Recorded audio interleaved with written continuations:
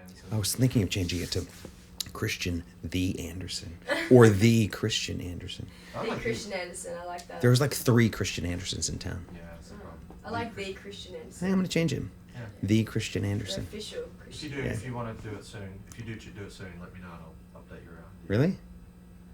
All right. It'd just be funny. It would be funny. T. Christian Anderson. What's T stand for? The. The. Yeah, it's funny. All right, we're recording. Oh my god. It's like the Brady Bunch. Yeah. I love that episode. Oh, sure So would. Christian, Yeah. what made you move from Connecticut to Los Angeles? I've always wanted to live here ever since I watched Chips on TV as a kid, and so I got married, and my wife was from here, so we moved out here. She wanted to be near her family, and I wanted to be away from mine, so we moved out here. What about acting wise? Was that like? Oh yeah, that's really she wanted to be out here. I really wanted to try the film and television thing out here, so we moved out here. And did you get into Broadway in Los Angeles? Was that in New York? Broadway's New York. Yeah, I got into the whole musical. I started with a tour of Rent, and I got that in New York. I went to an open call and auditioned, and then moved out here. And then New York kind of kept calling. I got another tour of the show called The Full Monty, and that traveled all over the place, like Japan, and that was really cool. And then I got a show called Avenue Q on Broadway. I replaced one of the original guys, and it was there for like 4 years. So it started in New York, and then I kept, when I moved to LA, I kept going back. Okay. And did you like Broadway? Would you ever go back? Yeah, I loved it. I have kids who live out here, so it's kind of hard to be with them and do that at the same time. So I kind of put that aside for a while. But yeah, now I've been kind of thinking maybe I'd like to go back. So how did that transition into The Office? Oh, well, so I came out here and I just was auditioning, and it's really just a small part, but I got a little part. I went out for an audition. I hadn't been out for a while, and I called my agent and I said, "So, anything going on?" And they threw this audition at me, and I got it, and it was a cute little scene, and it was really fun. This little day of shooting, and yeah. So what was it like working on Starship compared to other movie sets or anything like that? It was a much bigger part, more than 1 or 2 lines, and it was just fast-paced and really fun, and I'd never worked with a green screen before, or with robots. Was it hard, do you think? No, it really wasn't. I think everything was all set up. Neil really set up the whole atmosphere it was perfectly easy to imagine. And it was just fun, we just went with it. There wasn't really much time to stop and think and make it too difficult. We just kind of went with it, and it was awesome. Do you find like working on green screen is similar to theatre? Are there any similarities? Sure. I mean, I think when you're working with a green screen, you are pretending that something is there, and when you're on stage and there's a huge audience, I think you kind of, although you play to that sometimes, you kind of pretend that they're not there. You have to block out a lot. So it's kind of similar in that it's opposite in that respect, I think. I just made that up. No, I don't think that's fair. Now, there was a lot of let's just talk about the vibe on set. Because there was a lot of jokes being made, and you seem to be instigating a lot of the jokes. Yeah. I heard you were really quite the comedian on set too. I made talk from everyone else. Well, I made one joke that I incorporated into every single sentence I spoke. What was the joke? Well, it was one word. It was space. Everything was space, like this space interview. And Neil, I became known as Captain Space Hair, and everything was having a spacey day, or space lasagna for lunch. Yeah, so everything was space because we were in space. I was trying to help Neil develop the atmosphere. I was trying to help make it so easy for everybody to feel as if they were fighting the Federation in space, as if we were on a starship in space and not in the not on a set. I was trying to help. Is that one of your techniques? It will be. Acting. Yeah, from here on out. It seemed to work out really, really well. Anything embarrassing happened on set? Just give me something. To yourself or to anyone else that you thought was quite hilarious? Let me see. Didn't Darren fall or something, or a set piece fell on him or something? No, not really that I Didn't recall. Darren knock his tooth out? I think he did, but I wasn't there. It was a fight scene, right? And he got hit by a girl, too. Not that there's anything wrong with being hit by a girl. You know what I'm saying. I think he did get a tooth knocked out. What about with you? Anything? I don't think so. You were just watching everyone else break the set, weren't you? Yeah. Tell us about what they were doing. I'm sorry, I don't recall any specifics. I do recall one of the actresses was working on. She was steering something. And I think she busted the steering mechanism, which was like a joysticky kind of thingy, and I think they had to kind of fix it for a second, and then she went back into it and was just so into it that it kind of broke again. But what was it like working with Darren? It was a lot of hard work. You have to pick up the slack with Darren. You know, Darren is he's a great guy, and he knows his lines and all, but it's like, I don't know. It was great. I love Darren. He's a friend. He was a friend before the film. Hopefully he'll be a friend after. We had a lot of fun. It was hard sometimes to not laugh with Darren, you know, because we know each other relatively well. It was, you know, some of the lines were, you know, very space oriented, and we are Earthlings, so it was kind of silly to say some of the things and think about us outside of the situation, inside of the situation. He was responsible for you getting cast. He was, yeah. Tell us the story of the casting. Darren was involved in the film, and he said, "Oh, I'm doing this film, and you'll be great for this part, Drayson. You'll be great." And I said, "Okay, great." But I'm kind of like, yeah, okay, cool. And then I can't focus, and I'm off doing something else. And he went away. We had another friend who was coming in, too, to audition for a part. She was in the film as well. And so I was like, okay, well, I don't know, should I really audition? Thinking to myself, doing this whole little show in my head. And finally he's like, "Did you send your stuff? Send your stuff already." So I said, "Oh, finally." And I did. But it was late. Like, Neil was already, like, past the point of, you know, interviews. And he was like, "You're a friend of Darren's. I'll squeeze you in." So I came in. He's like, "Hey, I recognize you. You were in the office." And did the interview. And he was like, "Great." And then I got the email that I got the part. What did you do? Did you have a little party? I did. I had a little party at my computer. Party in the pants. Hey, this is weird. No, I'm kidding. What's the relationship like with you and Darren? Like, explain that to me. How'd you guys meet, and are you guys really close? Yeah. We're close. We work together, and we've hung out. You know, he's one person at work that I really kind of took to, and we would hang out outside of work a little bit. He's been over the house. And he's just a good friend, you know. I've read he's an author as well, and so he would send me the stuff that he writes. So I read his book, loved his book. You should read his book if you haven't read his book, Animal Empire. It's great.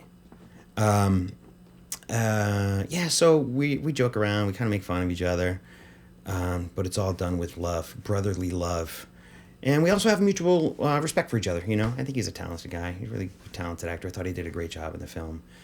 He's, from what I saw of all my part of the film and what I've seen, what he's done, he's like the glue, really, you know. You follow him for at least a long while. And I think he just did a really great job. Stand up. Let's talk about your character a bit. The character Drayson, you know, to somebody who's not seen the movie, you know, obviously talking about his hidden base and his technology and being the engineer, but he's a civilian and everything else. What can you tell me about his character? I think Drayson is, if Scotty and Han Solo had a very, very handsome, very charming, very talented baby, that would be Drayson. That's what I think. He's a technological wizard. He's almost a god, if you will, creating these robots and working in the whole cloning field there. There would be no Starship were it not for Drayson. Am I right? See? Yeah. and he's just kick ass. The way he fires a gun, you want Drayson on your team. What's his personality like? Does he evolve as a character throughout the movie, Drayson? Yeah, I think he's kind of cynical a little bit in a way. You know, he's kind of secretive and cynical, but then he kind of not necessarily cynical, of course, against the you know, the Federation and all, but I think he's guarded, you know, and he lets Worthy in. I know that they've always been friends, but I think through the course of the film they get a little bit closer, and he sees they have more of kind of like a brotherhood, I guess, if you will. There was that scene we shot. You know, we did a reshoot at Mm-hmm. the end where you and Worthy had a great moment together. I mean, I love the scene. It was one of those golden moments, at least for me. Originally, you died at the end of the first film. Yeah. You died, but can you tell me the story of how it evolved that you might be alive? I don't know if I can understand it myself. Well, he had secrets, and he was hinting that something. Yeah. wasn't really dead. So, Drayson had, you know, created the Starship. He's worked on, what is the robot's name? Rortak. Yeah, so Drayson has been working with robots. He created Rortak, the very humanoid, robotic being. In the first film, Drayson is killed. It's the end of Drayson. He's got this big piece of Starship in his heart. But he's got all these secrets. He's been working on, you know, the cloning, and he bionics, if you will, I guess. You know, you take the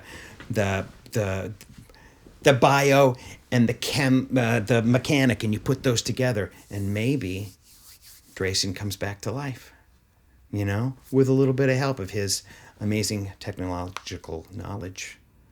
Yeah, did that explain that? Yeah. Yeah, there's a hint that he might be alive. Well, he's in the second movie somehow. He is in the second. I mean, could it be a flashback? Could he be a clone? Could it be the second coming of Drayson? What was it? Oh, sorry. No, you go. You go. Yeah, you go. Okay, I'm going to lead him off track though, is that alright? So was I. Okay, sweet.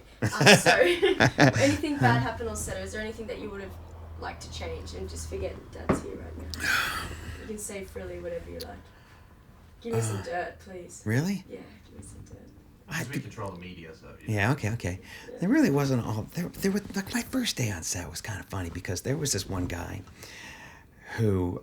He was interesting. He was in outer space already, it seemed. Nice enough guy, but just like... he just... All his marbles weren't... I don't know. He was interesting. And he kept talking about drugs and stuff. And we were like, all right.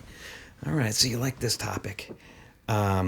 Anyway, he had this scene where he had to do this like, oh, we're being attacked, and I don't mean to be, you know, whatever. We're talking dirt, but he was just very he had to fall and die, and he was just very it was comical. You know, I like the puppets, and it just looked very kind of puppety, and him falling down. We kept doing it over and over again, and Neil was very, very patient and not condescending at all. He was totally cool and supportive, and even when he left, Neil was just like, all right, what's next? You know, everyone else was like, what the fuck was that? But Neil was very professional.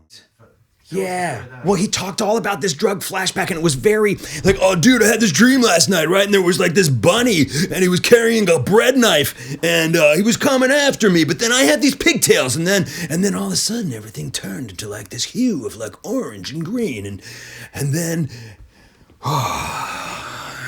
so what am I saying?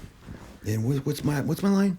It was just really strange, and that wasn't necessarily what his dream was, but it was kind of like that. And he'd come back and tell us all about the details of his weird little dream, and the rabbit with the butter knife or whatever it was. Really, really weird. Emmy, yeah, she was awesome. She kind of kept to herself at first, you know, and then and then she started, you know. I guess she was just working on, her character, and she just was. She's striking to look at, and a beautiful lady, and quiet, and just interesting and serene, And here pristine, and I'm all like, hey, space, woohoo, hey, hey, hey. And then she started to join in, but quietly. So it was really kind of cool and subversive little, talking about space farts or whatever. And it was awesome that she just played along. She was really fun and cool, but yet doing, chill and quiet and Emmy. Yeah. So tell me about your puppets. Why? Your obsession. Ever since I was a little kid, I've loved puppets. Always have. And then, I got Avenue Q, which is a Broadway musical with puppets. It's kind of like Sesame Street for adults. And I left that and I came out here, and I always was interested in how you put those things together. So I studied a little bit and like online and got some patterns. And while we were shooting the film, I had hooked up with this group called Yam Yam F, You Offend Me, You Offend My Family, which is this Asian American blog that turned into a video channel through YouTube. And they threw some money out to put content up. And I was friends with somebody who was involved with them and loved puppets and was like, why don't we do a puppet show? So we came up with this idea. We called it 88 Jade Way. It's a little adult puppet web series, 6 episodes. I made all the puppets pretty much with some help. And we put it up. So you're creative with your hands then? Oh, yeah. You sew them and you glue them and you put the eyes on and stuff and But also the ladies have said similar things. Uh-huh. Raise your hands. Yes, they have. Yes, they have. What is the reason? I mean, what's the underlying reason why you like puppets? There must be some magic. There must be some reason. Yeah. Well, I think when I was a kid, I would watch certain things in Sesame Street, the old Sesame Street. Some of that stuff scared me, like the eyes are just so fixed and these black pupils and, these faces, and they could do anything. The wind could blow them away, or they could be. There was this one scene where they're singing, wouldn't you like to ride in my beautiful balloon by the fifth dimension? There's this one puppet in a balloon up in the air, and there's a bird puppet that comes along and pops the balloon. Scared the crap out of me. But I couldn't stop looking at it. It was just like, what is this? And the fact that it wasn't a cartoon, it was 3-dimensional in a way. It looked like I could reach in there and touch it. It was I could touch it. You can't really touch a cartoon. I loved cartoons, but not as much as the puppets. They just fascinated me. The fuzzy, that kind of starts to sound a little weird. Like I want to go to a different kind of convention, but I don't. I just like it. I like the artistry. I love the dance of the hand and how that they, these people are down below, looking, at a camera, or looking at a monitor, but their hand is looking at the camera, and it's all opposite on the screen. It's just fascinating. I don't know, fascinated. What about the voices and stuff? I like the voices, sure. I think that's not the thing about it that really hooks me in. I think it's the visual thing. But I like the voices, and I like that one person can do all these different voices. Like Frank Oz's Cookie Monster and he's Grover and all this stuff. But why hand puppets as opposed to marionettes? I don't believe marionettes. I believe a hand puppet. They've got this. Marionette just, it seems like it's going backwards. Like if you film something forward and filmed it backwards, you can tell it's backwards and there's something off. Whereas the hand puppets are a little less off, and you have to suspend less belief than you would with a marionette. Yeah.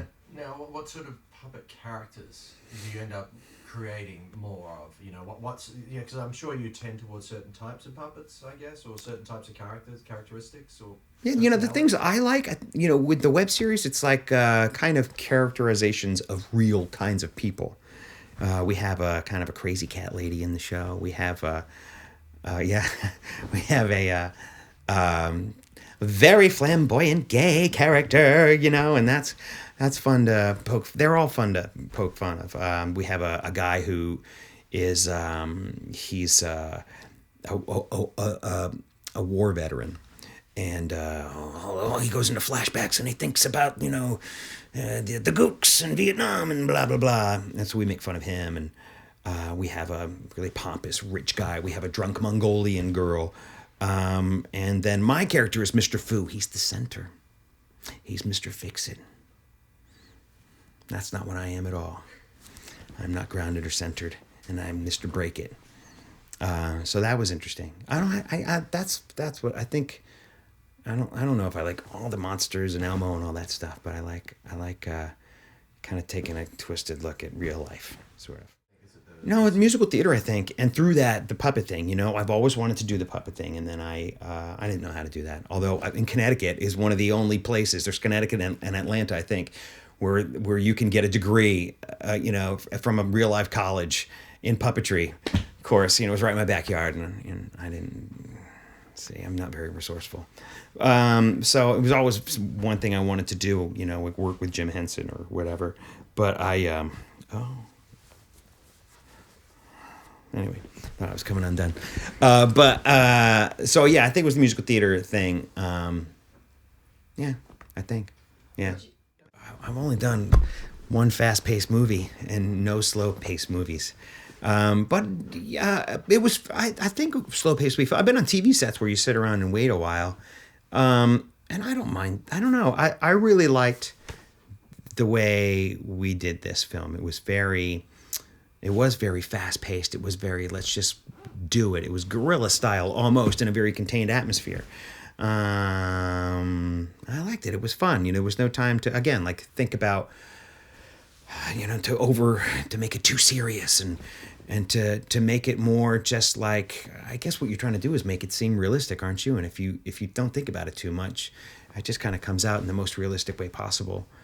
Should be looking forward to Starship 3 and 4 if it were to happen. 5, 6, 7, 8, 9 as well. When it happens, I'm hopeful. And also, I have some secrets, so I know we'll be seeing each other again.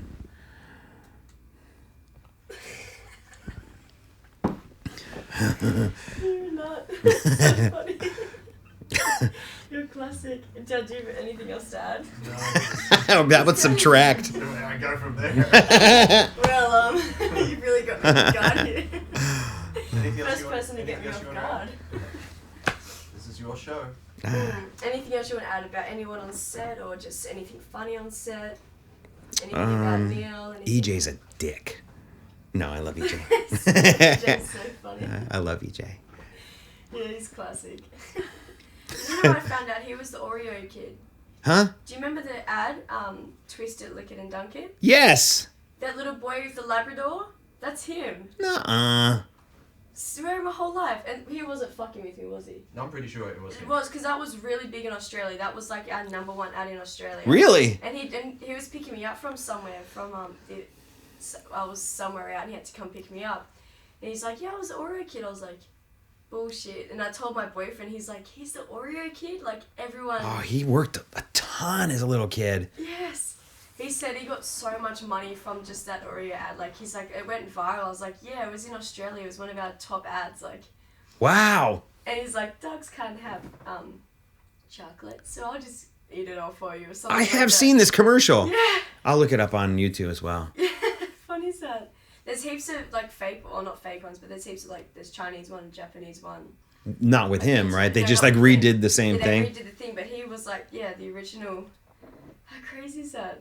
That you saw him all the way across the country. It's so bizarre. It's so random. Like, everyone knows the Oreo boy. That was like... Oreo boy, that's what I'm going to call him now.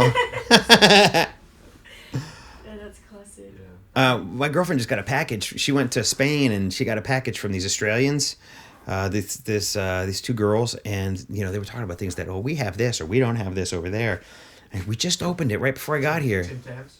Tim Tams, the Tim Tam Slam. Oh, yeah. It's And so then good. these like cherry ripes or something. Yeah. Oh, I don't like cherry And pipes. that's what it's called, right? Yeah. And then there was like Cheesios or something. Cheesies, Twisties. Like Twisties, a yeah. circle. Oh, Yeah. Twisties? Yeah, like a bag of cheese rings. Cheez-Its. Oh, no, cheese it. Burger rings? No, but Cheezels. Oh, Cheezels? Yeah, Cheetos. No, Cheezels, I think. Cheezels, yeah. It's like a bag and there's like a Yes, ring. and you used to put them all in your I guess you fingers. could do that, yeah. We used to do that as kids. Yeah. Actually, Australia has really good chocolate. Yeah. Like, And that's actually Tim Tams. You can buy in the US. They're like Kit Kats, aren't they? Wafers in the middle? Smells No. better. No. So they're like, Way when better. they're you know what the best thing to do with is if you got coffee, it's like a rectangle. Yeah. Bite off one of each end and suck it through coffee. Really? And it melts the whole inside, so the chocolate's melted. No, it is the best thing you've ever had with coffee. Like it is. You can buy Tim Tams here. They are that, but they're just. But they're an Australian thing, right? Yeah, and you can get ones with like a slight bit of carrot. Oh my god. Yeah, and then you can get them in the UK as well. Tim Tams? They've now moved to the UK. They were so popular. They're an official They're really import. good. And you can get them here. I know we can get them if you need them. Really? You'd be- No. You know, I will tell you. I have this this puppet. This back to puppets, but we have this. There's this big puppet building guy who lives on the Gold Coast. Oh, Big that's where we're Australian. That's where I'm from. Really? Both from there. There's a I don't know. There's a Universal Park. Movie World. Movie World. He works there as like the Joker, and he does Edward Scissorhands and stuff. He does. Dad took me there as a kid, like every single time we hung out, every Fun. weekend. Yeah, all the time. Yeah, I had a he's you unit may have pass seen him. there. His name is Jared Boucher, an amazing puppet builder.